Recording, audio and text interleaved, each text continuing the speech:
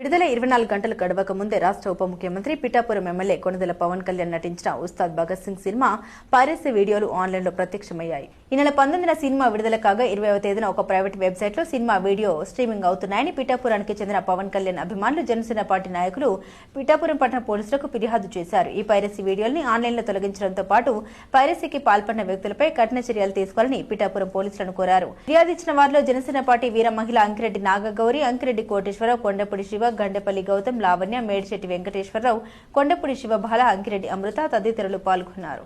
మనందరికీ తెలిసిన విషయం, పవన్ కళ్యాణ్ గారు పిఠాపురం నియోజకవర్గ ఎమ్మెల్యేగా పోటీ చేసి అత్యధిక మెజార్టీతో ఇక్కడ గెలవడం జరిగింది.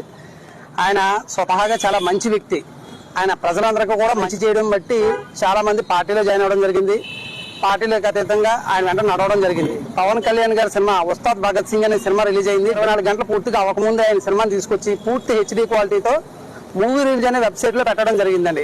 దీన్ని మేము తీవ్రంగా ఖండిస్తున్నాం.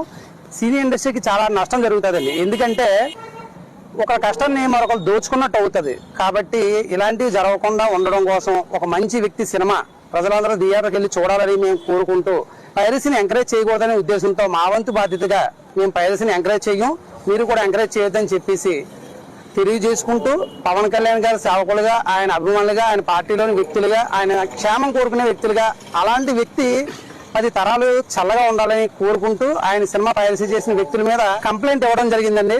మరలా ఇలా జరగకుండా, అంటే మళ్ళీ జరిగిందే జరగకుండా, పైరసీ జరగకుండా అరికట్టాలని చెప్పేసి కోరుకుంటూ ప్రభుత్వం తక్షణ చర్యలు తీసుకోవాలని, ఈ సినిమా కాదు సినీ ఇండస్ట్రీ అంతా కూడా ప్రస్తుతం చాలా కష్టాల్లో ఉందండి. సినీ ఇండస్ట్రీని ఆదుకోవాలని కోరుకుంటూ సెలవు తీసుకున్నాం.